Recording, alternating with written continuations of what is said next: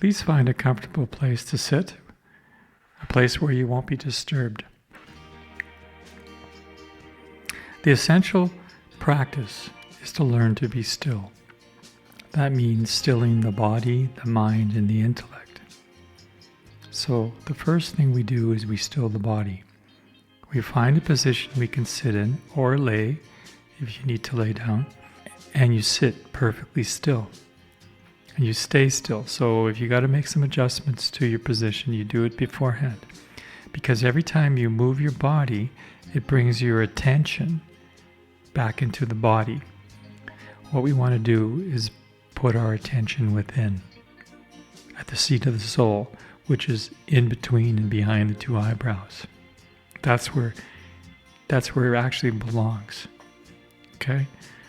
When we get riveted at this point, we have clarity, attention, power, and bliss. So the first thing is to still this body. That's easy. The body likes to be still. So you don't have to sit up like a yogi. You can sit in a chair. You can put your feet up, whatever feels good. That's the first thing. Second thing, don't move. If you move, well, you have to start again, essentially. Bringing the attention back in. Now, the mind is always busy, so we need to give the mind something to do. So what we do is we choose a name, and usually we choose a name of the creative power. And you can do that, or you can choose a more generic name such as love or peace. Okay? And what we do with that name or word is we repeat it within with the tongue of thought, slowly and not too fast. Okay? The next thing we do is we close our eyes gently as if going to sleep, and we look into the horizon, and we try and concentrate at a spot about 8 inches in front of us. So let us do this.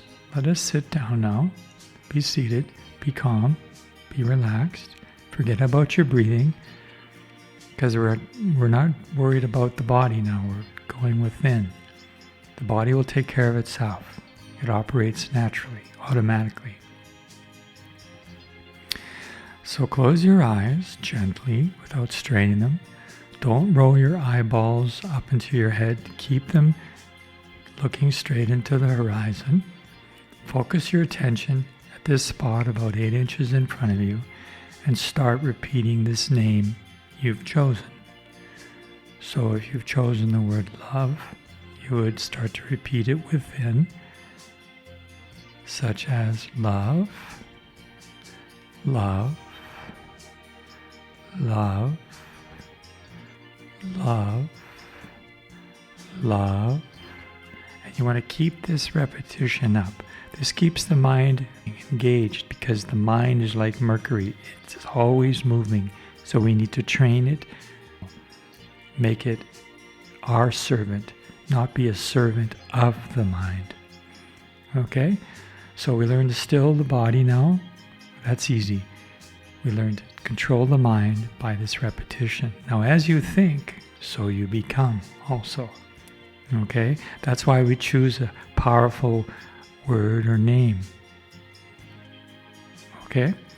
The next thing, we look into this darkness gently, penetrating the darkness, but with a loving attitude.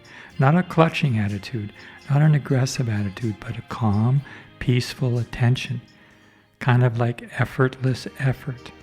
All right? Gradually, you're going to become proficient at it, and you'll be able to sit longer and longer. Now, the longer you sit, you will start to experience light, because you are full of light. Okay, light is already within you. And you could see the colors red, yellow, blue, green, orange, purple, indigo. What I want you to do is when you start to see light emerge, you look into the middle of that light and just gaze peacefully, lovingly into this light that you see. Now this will give you a lot of joy actually, and it really, really helps to still the mind, right? Because suddenly you're focusing on something that's tangible, that is actually beautiful, and it's a great thing. Now, as you develop and as you do this practice, what's going to happen is this light will come and go, kind of disappear and then come back. Now that is because your attention is going and coming back. It's not totally 100% at the eye focus, gazing into this darkness about 8 inches in front of you. So this is what happens with this light that comes in and out. Now eventually the light will stabilize, get brighter, and then burst forth. And at that point you are opening up or unfolding your perception, and you're becoming more receptive to greater and more beautiful things. Okay? Now everybody's different with their experience depending on their past karma, their past actions, their receptivity. Okay? Even seeing the darkness is an experience. So don't clutch, don't struggle, don't have anxiety to try and experience anything, because these things have to happen naturally. So that's essentially the practice. Now every time your attention gets pulled back out of this concentration, whether you hear somebody loud, the kids are yelling, you hear music, you smell something, somebody touches you, that brings you back into your body consciousness. You want to rise above this body consciousness. So it's imperative that you find a place where you won't be disturbed. Now start off with 5 to 10 minutes of this. Do it in the morning and then gradually build it up. And the more and more you do it, the more and more rewards per se you will have, because you're teaching your attention to stay focused.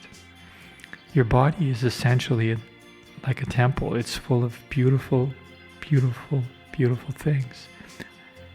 Your energy, your focus, your attention will become stronger, more energetic, more focused, more blissful, and you will become more happy.